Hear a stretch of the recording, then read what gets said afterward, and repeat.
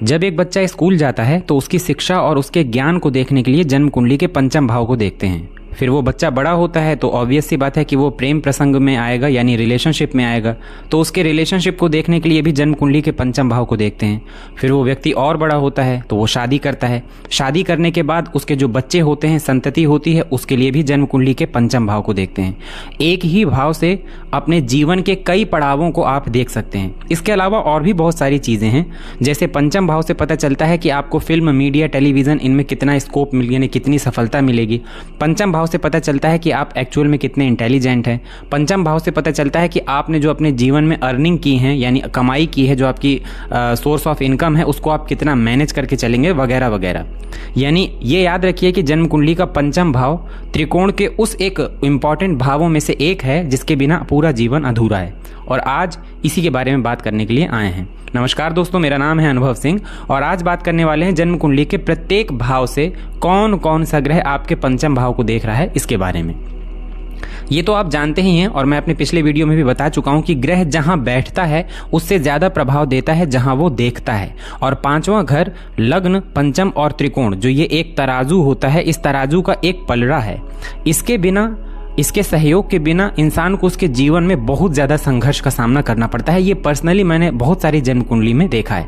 तो आप भी अपनी जन्म कुंडली खोलकर अपने सामने रख लीजिए और देखिए कि आपके पंचम भाव को कौन कौन से ग्रह देख रहे हैं।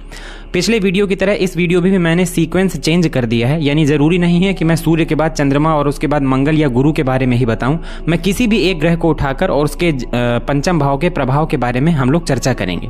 ऐसा मैं इसलिए करता हूं ताकि मैं चाहता हूं आप ये वीडियो पूरा देखें और आपको हर एक ग्रह की पंचम भाव में दृष्टि के बारे में नॉलेज हो, ताकि न सिर्फ आप अपनी बल्कि अपने दोस्तों की या अपने परिवार में सभी लोगों की कुंडली देखकर फलादेश कर सकें या चीज़ें समझ सकें और आपको किसी एस्ट्रोलॉजर की ज़रूरत न पड़े, आप अपनी कुंडली को देखना खुद सीख जाएं।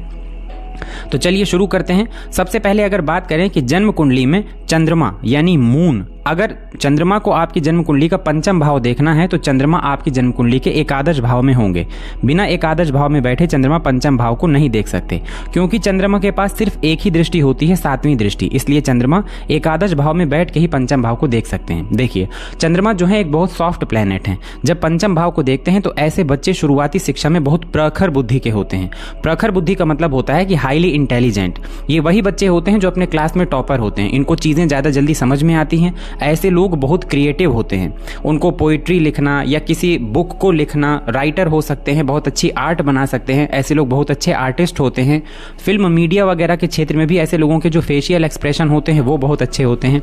यानी कुल मिला के चंद्रमा का प्रभाव जब पंचम भाव में पड़ता है तो ये प्रभाव बहुत अच्छा है।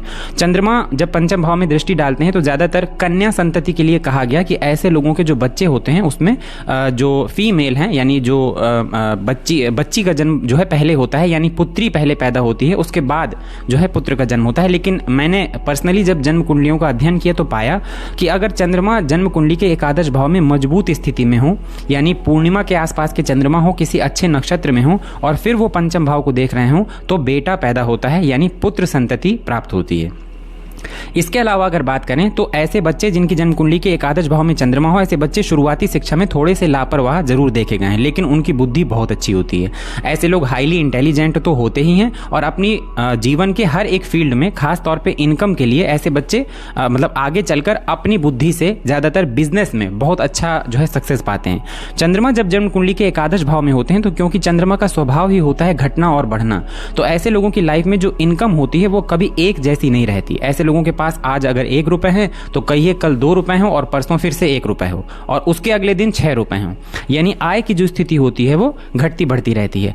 और ऐसा इंसान, प्रेम संबंध की अगर बात करें तो ऐसा इंसान प्रेम में थोड़ा सा इमोशनल होता है। रिलेशनशिप में ऐसे लोग थोड़ा सा इमोशंस ज़्यादा जाहिर करते हैं। ऐसे लोगों के लिए इमोशंस बहुत मैटर करते हैं।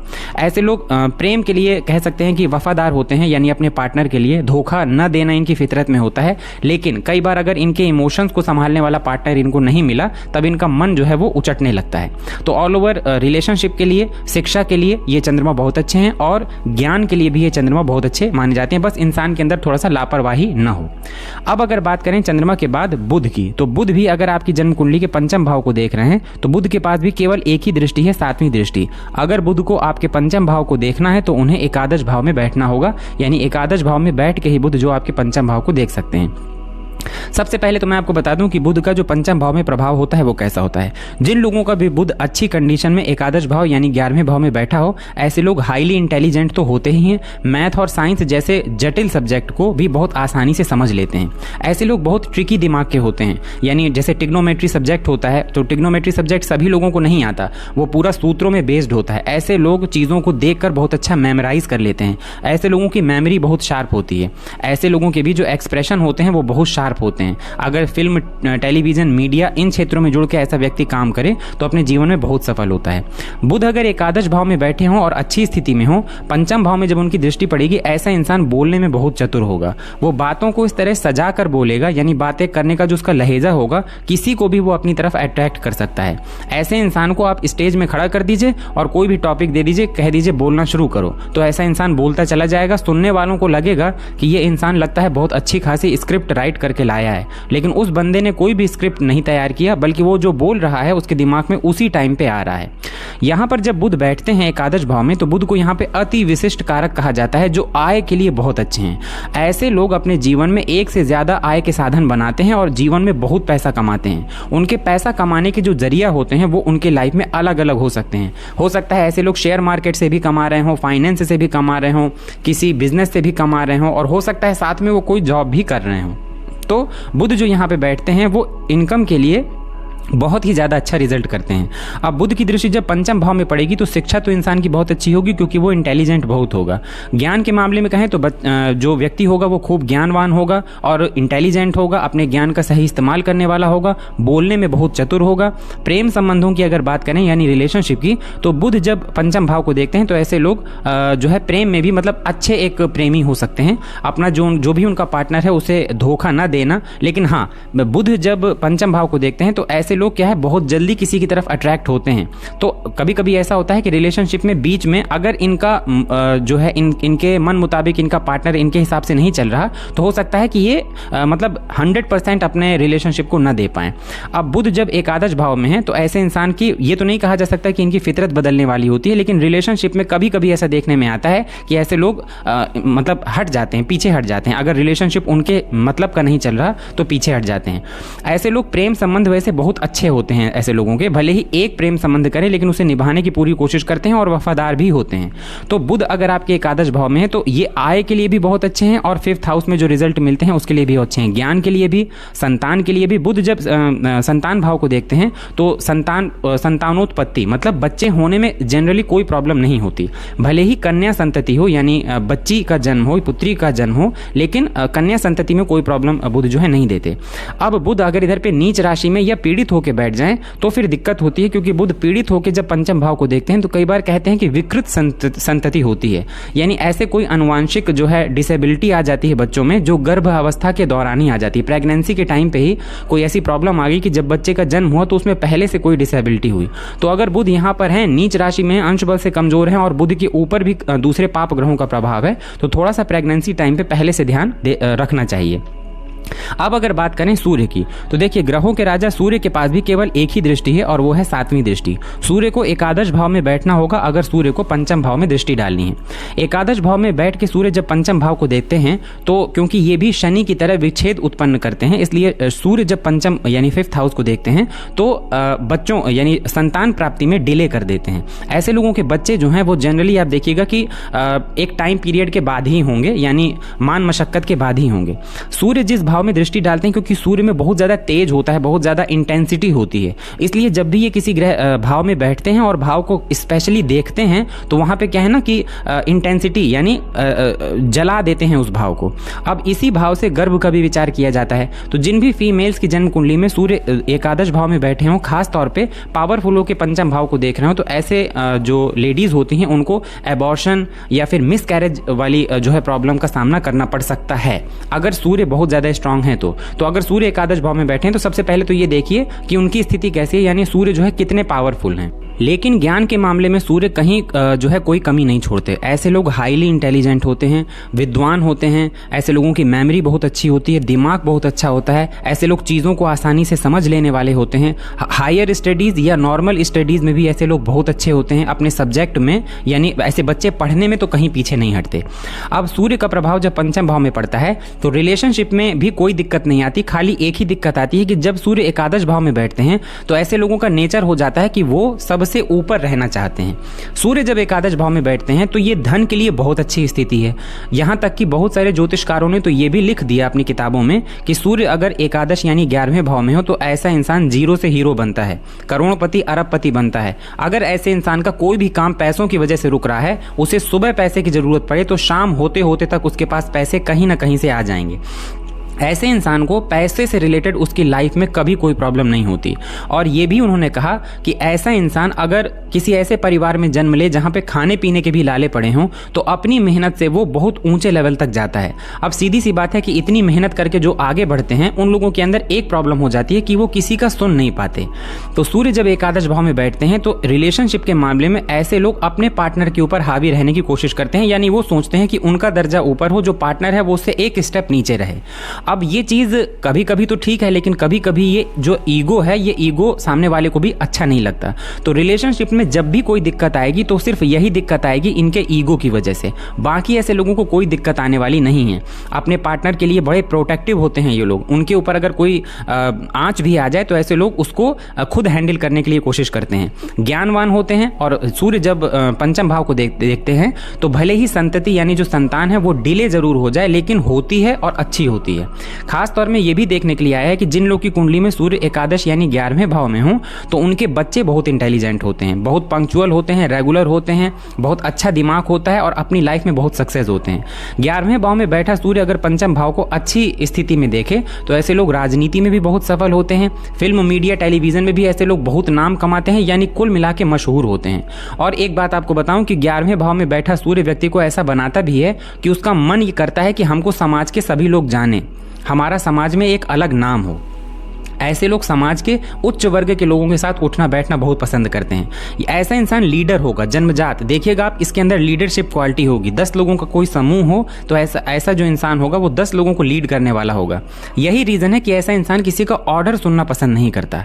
प्यार से बोल के आप उससे कोई भी काम करा लीजिए, लेकिन अगर आपने उसको ऑर्डर दिया तो वो बिल्कुल नहीं सुनेगा। पैसे के लिए यानी धन के लिए यहाँ पे सूर्य बहुत अच्छे होते हैं। अब सीधी सी बात है, ऐसा इंसान जो अपनी मेहनत से अपने जीवन में आगे बढ़ा और उसने अपनी खूब अच्छी संपत्ति बनाई, वो ज्ञानवान भी है, यानी उसके अंदर ज्ञान भी है, ज्ञान का सही इस्तेमाल भी है, तो फिर वो दूसरों के न तो ताने सुनेगा और न दूसरों का ऑर्डर सुनेगा। तो केवल ईगो की थोड़ी सी प्रॉब्लम आ जाती है, वरना संतान में भी ऐसी कोई दिक्कत नहीं है। हाँ, संतान डिले होती है, अगर स्थिति और खराब हो तो एबॉर्शन और मिसकैरेज तक की स्थिति आ जाती है, लेकिन फिर भी सूर्य जो है संतति देते जरूर हैं। तो आपकी कुंडली में अगर ऐसी स्थिति है तो आप सूर्य का ये प्रभाव जरूर देखने के लिए आपको मिलेगा। अब अगर अगले बात करें तो मंगल के पास 3 दृष्टियां हैं। मंगल कहां कहां पर बैठे होंगे कि वो पंचम भाव को देख सकते हैं। तो एक तो मंगल एकादश भाव में यानी 11वें भाव में बैठे हों तो पंचम भाव को देखेंगे। देखिए, मैंने आपसे बताया था पंचम भाव में ग्रहों की दृष्टि इसलिए भी ज्यादा महत्वपूर्ण है क्योंकि 5वें घर में जितने भी ग्रह देखेंगे वो कहीं ना कहीं 11वें भाव में जरूर होंगे। भले ही गुरु, राहु, केतु, मंगल और शनि जैसे ग्रह जिनके पास अन्य दृष्टियां भी हैं, लेकिन उसके साथ वो 11वें भाव से भी दृष्टि डाल सकते हैं। तो इसलिए यहां पर पंचम भाव में जिन ग्रहों की दृष्टि पड़ती है तो एक तो पंचम के ठीक सामने आय भाव है जो आपकी इनकम का भाव है, इसलिए यहां पर ग्रहों की दृष्टि जो है बहुत इंपॉर्टेंट हो जाती है। मंगल या तो एकादश भाव से बैठ के पंचम भाव को देखेंगे, मंगल या तो दशम भाव में बैठेंगे तो उनकी 8वीं दृष्टि जो है पंचम भाव में पड़ेगी, और या तो मंगल जन्म कुंडली के दूसरे भाव में बैठेंगे तो उनकी चौथी दृष्टि 1, 2, 3, 4 चौथी दृष्टि पंचम भाव में पड़ेगी। ऐसे बच्चे बहुत इंटेलिजेंट होते हैं और बहुत ब्रेव होते हैं। शुरुआत स्कूलिंग टाइम में आप उन बच्चों को देखते हैं ना कि कई पेरेंट्स के घर में उनके बच्चों की कंप्लेन आती है कि भाई साहब आज तो आपके बच्चे ने हमारे बच्चे को पीट दिया, मार दिया। बड़े ब्रेव होते हैं, स्कूल में जाएंगे तो शैतानियां ही करेंगे। ऐसे बच्चों की शिकायतें अक्सर उनके पेरेंट्स तक पहुंचती हैं, लेकिन उसके साथ बहुत इंटेलिजेंट होते हैं। ऐसे बच्चों का दिमाग बचपन में बहुत तेज चलता है। ये वही बच्चे होते हैं जो अपनी क्लास टीचर से जाके कहते हैं कि मैडम मुझे को मॉनिटर बनाइएगा, यानी अंदर से जो है ऐसे बच्चों को डर थोड़ा सा नहीं लगता। अब मंगल जो है जब पंचम भाव में बैठ के पंचम भाव में दृष्टि डालते हैं तो ऐसे बच्चे शुरुआत से इंटेलिजेंट हो जाते हैं, ब्रेव हो जाते हैं। रिलेशनशिप की बात किया जाए तो मंगल का जब पंचम भाव में दृष्टि पड़ती है तो ऐसे लोग थोड़े से बहुत ओपन माइंडेड हो जाते हैं। जैसे किसी लड़के को आपने देखा कि जनरली क्या होता है कि किसी लड़की से बातचीत करना है तो हो सकता है कि वो बातचीत करने के पहले थोड़ा सा नर्वस हो या उसे लगे कि मैं बातचीत करूँ, कैसे शुरुआत करूँ। मंगल का जब संबंध पंचम भाव से पड़ता है तो ऐसा जो व्यक्ति होगा वो आसानी से जो है अपोजिट जेंडर से जाके बातचीत भी कर लेगा, रिलेशनशिप में भी आ जाएगा और जब देखेगा कि उसकी नहीं बन रही तो छोड़ भी देगा। मंगल का संबंध अगर पंचम भाव से है तो ऐसे लोग बहुत रिलायबल नहीं होते। जब तक उनका कोई चीज़ बिगड़ नहीं रही तब तक तो वो रिलेशनशिप में बहुत अच्छे से रहेंगे। अगर उनके किसी भी कहते नहीं कि एक जैसे स्वाभिमान के ऊपर कोई बात आ गई या वो नहीं कर पा रहे तो फिर वो पीछे हट जाते हैं। यानी वो केस इनके साथ नहीं होता चंद्रमा जैसा कि इमोशनल होकर उसने कह दिया मैं तुमसे वादा करता हूं तो फिर उस वादे के लिए कुछ भी करेंगे। चंद्रमा अगर पंचम भाव को देख रहे हो तो ऐसी स्थिति आती है, लेकिन मंगल अगर देख रहे हो तो ऐसी स्थिति नहीं आती। अब बात करें रिलेशनशिप की बात हो गई, बात करें अगर संतान की यानी बच्चों की, तो मंगल का संबंध जब भी दृष्टि से पंचम भाव में पड़ता है तो बच्चे होने में मंगल दिक्कत करते हैं। कभी कभी तो स्थिति यहां तक पहुंच जाती है कि बच्चे होने के लिए मेडिकल जो है कंडीशन लागू हो जाती हैं। ये गर्भ खराब करने का भी काम करते हैं और बहुत ज्यादा पॉसिबिलिटी है कि अगर मंगल बहुत मजबूत होकर पंचम भाव को देख रहे हैं तो आप देखिएगा कि ऐसे फीमेल्स की कुंडली में उनका जो फर्स्ट चाइल्ड होगा, पहला बच्चा होगा, वो कहीं अबॉर्ट हो जाए यानी उसका एबॉर्शन हो जाए। मंगल गर्भ को खराब करने का काम करते हैं। ऐसा क्यों होता है? क्योंकि मंगल और सूर्य दोनों ही बहुत तेज यानी गर्म ग्रह हैं, तो इनकी जो गर्मी होती है, इंटेंसिटी होती है, जहां ये देखते हैं वहां पर भी पड़ती है। तो मंगल ज्ञान के मामले में, रिलेशनशिप के मामले में तो फिर भी ठीक है, लेकिन संतान के मामले में थोड़ा सा दिक्कत होती है। ये बात अलग है कि कुंडली की अन्य ग्रह स्थितियों को भी देखना पड़ता है कि पंचम भाव से कहीं देव गुरु बृहस्पति का संबंध तो नहीं बन रहा। कुंडली में कारक होकर मंगल अगर पंचम भाव को देख रहे हैं तो संतति होती है, लेकिन ये चांसेस भी होते हैं कि एबॉर्शन वगैरह के या मेडिकल कंडीशन आने के भी चांसेस ज्यादातर होते हैं। अब देखिए, मंगल अगर दशम भाव से बैठ के देखेंगे तो इसे कहते हैं कुल दीपक योग। ऐसा व्यक्ति बहादुर होगा, समाज में मान सम्मान प्रतिष्ठा पाने वाला होगा। दशम से बैठ के जब मंगल देखते हैं तो ऐसे व्यक्ति को कुल दीपक कहा जाता है, अपने परिवार खानदान में नाम रोशन करने वाला। कहते हैं कि मंगल बलवान होकर अगर दशम भाव में बैठा हो तो ऐसा इंसान अपने कुल खानदान में 3 पीढ़ियों के बाद ऐसा व्यक्ति पैदा होता है जो अपने परिवार और कुल खानदान का नाम रोशन करता है। यानी हर तीसरी पीढ़ी में कोई ना कोई एक व्यक्ति ऐसा जरूर पैदा होगा जो अपने पूरे खानदान को, पूरे परिवार को बहुत ऊंचे लेवल तक लेकर जाए, बहुत फेमस हो। तो दशम भाव में जब मंगल बैठेंगे तो ऐसी स्थिति होगी। एकादश में मंगल आय के लिए बहुत अच्छे हैं। मंगल की यहाँ पर मंगल के मित्र की राशि हो जाए, मंगल की खुद की राशि हो जाए, न भी हो, अगर मंगल अच्छी स्थिति में हो तो आय के लिए तो कहीं कोई दिक्कत नहीं है। खास तौर पे ऐसे लोग मंगल से जुड़े व्यापार करके बहुत ज़्यादा अमीर हो जाते हैं। मंगल जो है यहाँ पे, क्योंकि मंगल को भौमपति भी कहा जाता है, तो मंगल बहुत ज़्यादा मात्रा में प्रॉपर्टी देते हैं। ऐसे लोग इन्वेस्ट करना बहुत पसंद करते हैं। जैसे आपने देखा होगा कि किसी किसी के लिए धन का मतलब होता है कि हाँ, मेरे पास पैसा होना चाहिए, जब मैं चलूं तो 2 गाड़ी मेरे आगे चलें, 2 गाड़ी मेरे पीछे चलें, वो वाला सीन होता है कि उसे पैसा चाहिए भी और उस पैसे का रुआब जो है उसको दिखाना भी है। दूसरे भाव में जब मंगल बैठते हैं तो वाणी के लिए जरूर इंसान की वाणी थोड़ी सी हार्श हो जाती है, यानी बोलेगा तो एकदम ठेठ बोल देगा, जो है मुंह पे बोल देगा। लेकिन मंगल की दृष्टि पंचम भाव पे जो है अच्छी होती है, धन के लिए मंगल अच्छे होते हैं। अब मंगल ही पीड़ित हो जाए तो की बात अलग है। ऐसा व्यक्ति ज्यादातर अपने परिवार में रहकर भी परिवार से एक नॉर्मल एक दूरी बना के रखता है, लेकिन धन के लिए, पैतृक संपत्ति के लिए अगर मंगल की स्थिति अच्छी है तो यहां पे मंगल रिजल्ट भी अच्छा करेंगे। तो मंगल एकादश भाव में, दशम भाव में या दूसरे भाव में बैठ के जो है पंचम भाव को देखेंगे और तीनों ही कंडीशन में लव लाइफ के लिए ठीक है, लेकिन तब तक जब तक ऐसे व्यक्ति के स्वाभिमान के ऊपर कोई बात नहीं आ रही, यानी बहुत ज्यादा उसके ऊपर 100% भरोसा नहीं किया जा सकता। ब्रेव होंगे थोड़े से, रिलेशनशिप में तुरंत आ जाएंगे। शिक्षा की अगर बात करें तो बहुत इंटेलिजेंट होते हैं, खासतौर पर बहुत टेक्निकल माइंड होते हैं, टेक्निकल चीजें तुरंत समझ लेते हैं। हो सकता है मैकेनिकल चीजों की तरफ अपने आप से इनका इंटरेस्ट हो और उसके बारे में बहुत ज़्यादा जल्दी जानकारी भी हासिल कर लेते हैं। कंप्यूटर साइंस वगैरह में ऐसे इंसान को आप देखिएगा, ऐसे बच्चे बहुत जल्दी सीखते हैं, तो ऐसा हुआ करता है। तो मंगल का प्रभाव अगर है आपकी कुंडली में मंगल इन भावों में, तो आप उनका प्रभाव जो है साफ तौर पे देख सकते हैं। अब इसके बाद अगर बात करें हम तो देवगुरु बृहस्पति की। अब देवगुरु बृहस्पति के लिए मुझे लगता है कि आधे से ज़्यादा लोगों को तो पहले ही पता होगा कि मैं क्या बोलने वाला हूँ, क्योंकि जब बात देवगुरु बृहस्पति की हो रही हो और 5वें भाव की हो रही हो तो यहाँ पर ज़्यादातर रिजल्ट आपको जो है अच्छे देखने के लिए ही मिलेंगे। ऐसा क्यों होता है? क्योंकि देवगुरु बृहस्पति ज्ञान के कारक होते हैं और काल पुरुष की जन्म कुंडली में यहाँ पे 5 नंबर आता है, यानी सूर्य की राशि आती है और सूर्य और देवगुरु बृहस्पति बेस्ट फ्रेंड हैं, यानी इनकी आपस में बहुत बनती है। अब देवगुरु बृहस्पति के पास भी 3 दृष्टियां हैं, या तो वो एकादश भाव में बैठेंगे तो 7वीं दृष्टि से पंचम भाव को देखेंगे, या तो वो लग्न में बैठ जाएं तो अपनी 5वीं दृष्टि से जो है पंचम भाव को देखेंगे, और या तो गुरु भाग्य भाव में बैठ जाएं तो फिर वो पंचम भाव को अपनी 9वीं दृष्टि से देखेंगे।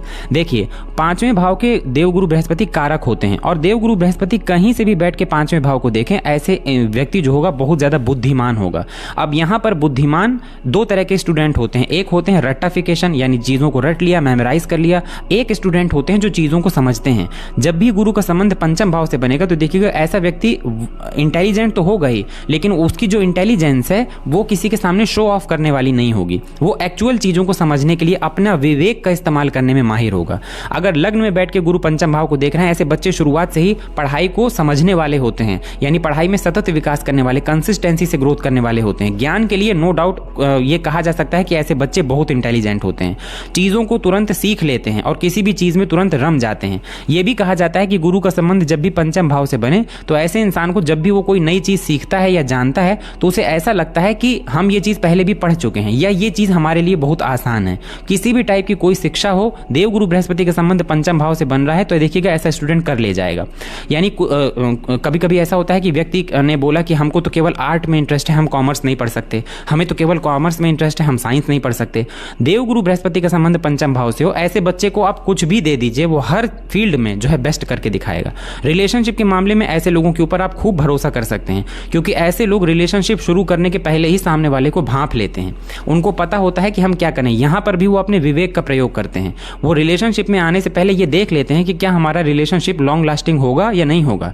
अपने पार्टनर को पहले से जज कर लेते हैं कि क्या इसके साथ मेरी पटेगी, क्या मैं लंबे टाइम तक इसके साथ टिक पाऊंगा। ये चीज़ जो है वो पहले ही देख लेते हैं, इसलिए माफ करिएगा प्रेम संबंध जो है रिलेशनशिप बहुत अच्छे चलते हैं। अब आ जाते हैं मेन मुद्दे पर, जिसमें पंचम भाव को सबसे ज़्यादा देखा जाता है, संतान प्राप्ति। देवगुरु बृहस्पति का संबंध जन्म कुंडली के किसी भी भाव से पंचम भाव में हो रहा है तो ऐसा कहा जाता है कि देवगुरु बृहस्पति पंचम भाव को देखें तो 5 पुत्र होते हैं, ऐसा कहा जाता था। आज भी आप देखेंगे कि कई ज्योतिषी जो है इस कहावत को कहते हैं, लेकिन आज के टाइम पे अगर किसी के 5 बच्चे हो जाएं तो उससे ज़्यादा अभागा कोई नहीं होगा, क्योंकि महंगाई आप देख ही रहे हैं कि किस तरह बच्चों की फीस, बच्चों की स्कूलिंग, कितनी सारी जो है प्रॉब्लम्स हो रही हैं लोगों को। और सबसे ज़्यादा लोगों को दिक्कत किस चीज़ से हो रही है? महंगाई से हो रही है। अब आज के टाइम पे भले ही किसी के 5 बेटे हो जाएं, लेकिन 5 बच्चे हो जाएं तो उसके लिए बहुत मुश्किल पड़ जाएगा। इसलिए कहीं ना कहीं लोग ही आजकल ये नहीं चाहते कि उनके 5 बेटे हों। ये एक टाइम पे कहा जाता था जब किसी के अगर जितने ज़्यादा बेटे होते थे उसको उतना ही ज़्यादा समृद्ध माना जाता था कि अरे फला फला व्यक्ति के तो 4-5 बेटे हैं। लेकिन आज की डेट में वो जो है सही नहीं है। आज की डेट में इसको अच्छा नहीं माना जाता। संतान की दृष्टि से देवगुरु बृहस्पति अगर 5वें भाव को देख रहे हैं तो संतान होती जरूर है, और ज़्यादातर चांस होते हैं कि अगर देवगुरु की स्थिति अच्छी है तो बेटा होगा, और जो बेटा होगा वो भी बहुत ज्ञानवान होगा। यानी ऐसे बच्चे शुरुआत से ही देखिएगा शांत स्वभाव के दिखेंगे, पढ़ाई में तेज होंगे, बहुत अच्छा नेचर होगा, ग्रैंड व्यक्तित्व होगा। अब जब पिता, मान लीजिए जिस व्यक्ति की कुंडली में ये योग है, वो व्यक्ति लग्न में बैठ के गुरु देख रहे हैं तो पर्सनैलिटी को इन्हेंस कर देंगे, पर्सनैलिटी में एक अलग चमक ले आएंगे। ऐसे लोग किसी से बातचीत करेंगे तो सामने वाला उनसे तुरंत प्रभावित हो जाएगा, उनकी पर्सनैलिटी से प्रभावित हो जाएगा। एकादश भाव में जब गुरु बैठते हैं तो गुरु भी बहुत बड़े ग्रह हैं, ऊंचाई देते हैं, तो ऐसे व्यक्ति के पास आय के एक से ज़्यादा साधन होंगे और बहुत बड़ी मात्रा में वो धन कमाएगा, अपनी बुद्धि से कमाएगा। अब बस ये बात अलग है कि जब एकादश भाव में गुरु बैठते हैं तो किसी भी गलत जगह से पैसा नहीं कमाने देते, लेकिन ऐसा व्यक्ति पैसा खूब कमाएगा। भाग्य भाव में कहना ही नहीं। भाग्य भाव का कारक मैंने कई बार बताया, देवगुरु बृहस्पति अच्छी स्थिति में भाग्य भाव में बैठ जाएं तो जन्म कुंडली की सब ग्रह स्थितियां कितनी भी खराब हो आप टेंशन न लीजिए। केवल आप धर्म से जुड़े रहिए, अपने से बड़े बुजुर्गों का सम्मान करिए, किसी भी ऐसे इंसान का अपमान न करिए जो आपसे उम्र में बड़ा हो, और इसके बाद आप कमाल देखिए। कमाल देखिए, इसके बाद आपके जीवन में कोई ऐसी फील्ड नहीं है जिसे आप पार न कर लें, जिसे आप पा न लें। ऐसी कोई सफलता नहीं जो आपसे दूर रह सके। भाग्य भाव में गुरु बैठते हैं तो यही इकलौते ऐसे ग्रह हैं जो भाग्य भाव में बैठकर, या जब इनकी भाग्य भाव में राशि होती है तो 16 वर्ष की उम्र से बच्चे का भाग्योदय हो जाता है। देखिएगा कुछ लोग बहुत बचपन में फेमस हो जाते हैं, सफल हो जाते हैं। आजकल तो इस तरह के केस और देखने में आ रहे हैं। ये वही बच्चे होते हैं। अभी हाल ही में सुनने में आया कि एक ऐसा बच्चा है, 15-16 साल की उसकी उम्र है, और वो बड़े बड़े IIT के जो है स्टूडेंट्स को कोचिंग देता है। अब मैंने देखा तो नहीं है उसकी कुंडली, लेकिन ये एक दावे के साथ कहा जा सकता है कि ऐसे बच्चे की कुंडली में आप देखेंगे कि देवगुरु बृहस्पति बहुत अच्छी स्थिति में है। तो देवगुरु का संबंध जब भी पंचम भाव से बनेगा बहुत अच्छा। अब जब भी बात देवगुरु की हो रही होती है तो एक चीज़ मेरे कॉमेंट सेक्शन में जरूर आती है, सर आपने भावनाश के बारे में तो बिल्कुल नहीं बताया, भावनाश के बारे में तो आप भूल ही भी गए। मैं जब भी कभी इस तरह का टॉपिक होता है तब इस टॉपिक में मेन फोकस होता है पंचम भाव में ग्रहों की दृष्टि का प्रभाव। तब यहाँ पर ये मेन फोकस नहीं होता कि कौन सा ग्रह जो है भाव नाश कर रहा है या नहीं कर रहा। भाव नाश के अपने नुकसान है, लेकिन मैंने कई बार अपने वीडियोज़ में और कॉमेंट्स में ये बात बताया है कि देवगुरु बृहस्पति उन ग्रहों में से हैं जो भले ही आपका चाहे भाव नाश कर रहे हो, लेकिन उनकी दृष्टि में अमृत होता है और भाव नाश करने के बावजूद वो आपको कम से कम नुकसान पहुंचाने की कोशिश करते हैं। यही एकमात्र ऐसे ग्रह हैं जो अष्टम भाव के स्वामी होकर भी जन्म कुंडली के कहीं किसी भाव में बैठे हों तो आपको उतना ज़्यादा नुकसान नहीं करेंगे जितना ज़्यादा नुकसान शनि और मंगल जैसे ग्रह कर सकते हैं। तो अपनी कुंडली में देखिए कि देवगुरु बृहस्पति, हाँ ये देख लेना है किस स्थिति में है, कितने डिग्री में है, कितने नक्षत्र में है, वगैरह वगैरह। अब अगर बात करें शनि की तो देखिए शनि देव के पास भी 3 दृष्टियां हैं। शनि देव या तो जन्म कुंडली के एकादश भाव में बैठ के पंचम भाव को देखेंगे, शनि या तो आपकी जन्म कुंडली के अष्टम भाव में बैठेंगे तो पंचम भाव को देखेंगे, और या तो जन्म कुंडली के तीसरे भाव में बैठेंगे तब पंचम भाव को देखेंगे।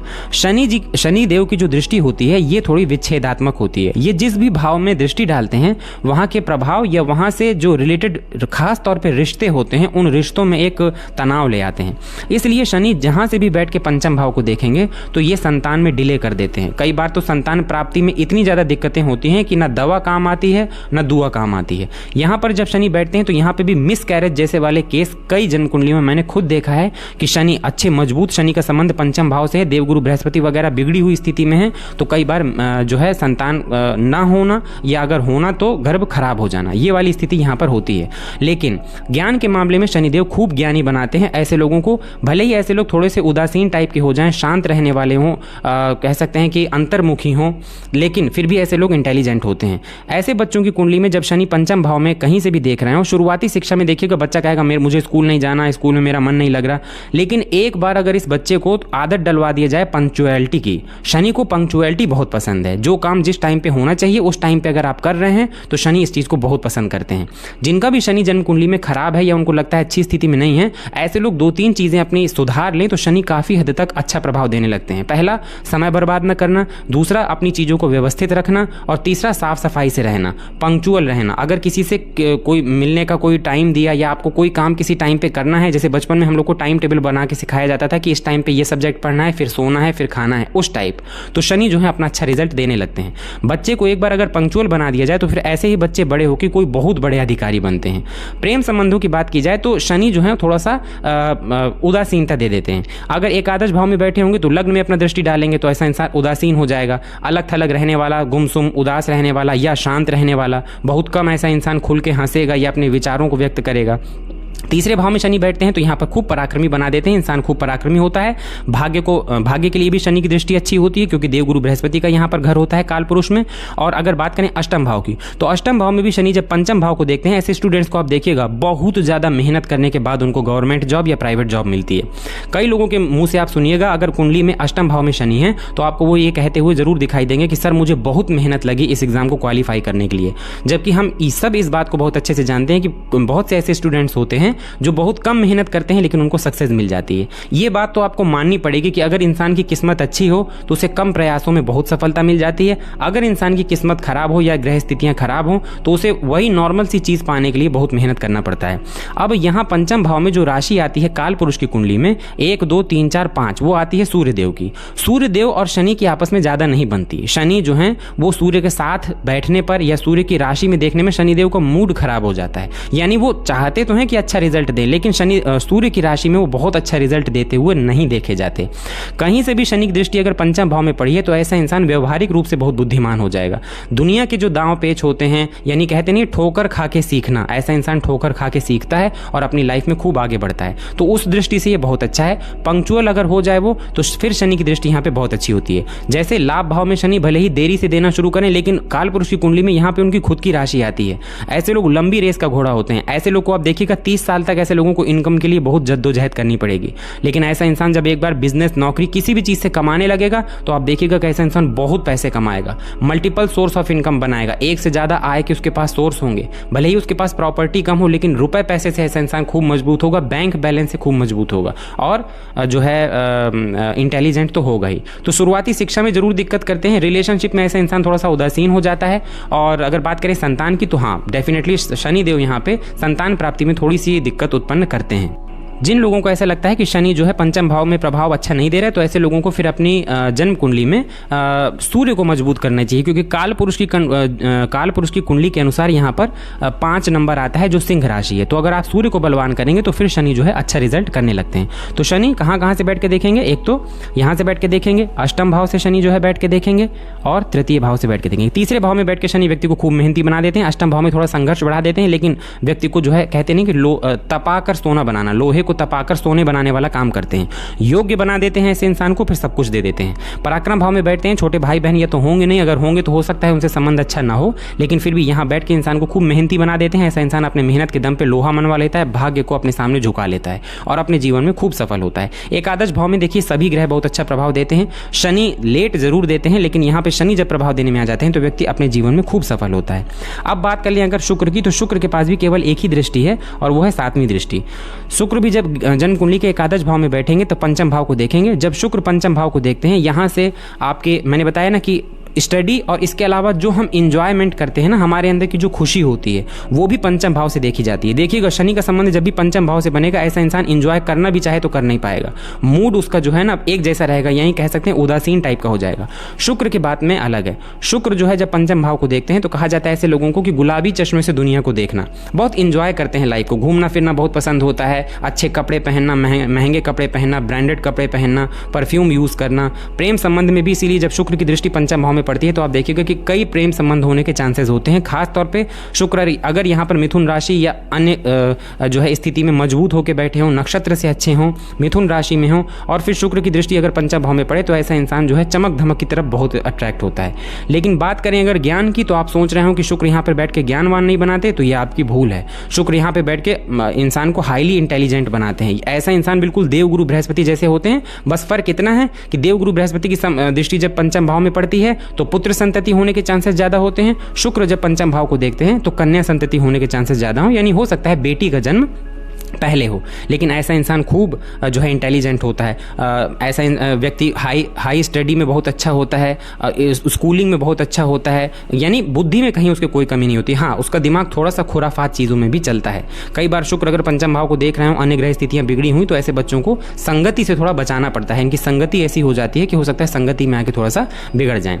रिलेशनशिप के मामले में बात करें तो शुक्र अगर आपके पार्टनर के 11th हाउस में है, मजबूत स्थिति में है, तो अपने पार्टनर को या तो पकड़ के रखिए या तो फिर उसके ऊपर बहुत ज़्यादा भरोसा ना करिए। ऐसा इंसान तुरंत अट्रैक्ट होता है। कोई अच्छा इंसान दिख गया तो अट्रैक्ट हो गया, किसी के कपड़े अच्छे लगे तो अट्रैक्ट हो गया, कोई बहुत अच्छा नज़ारा देखने को मिल गया तो अट्रैक्ट हो गया।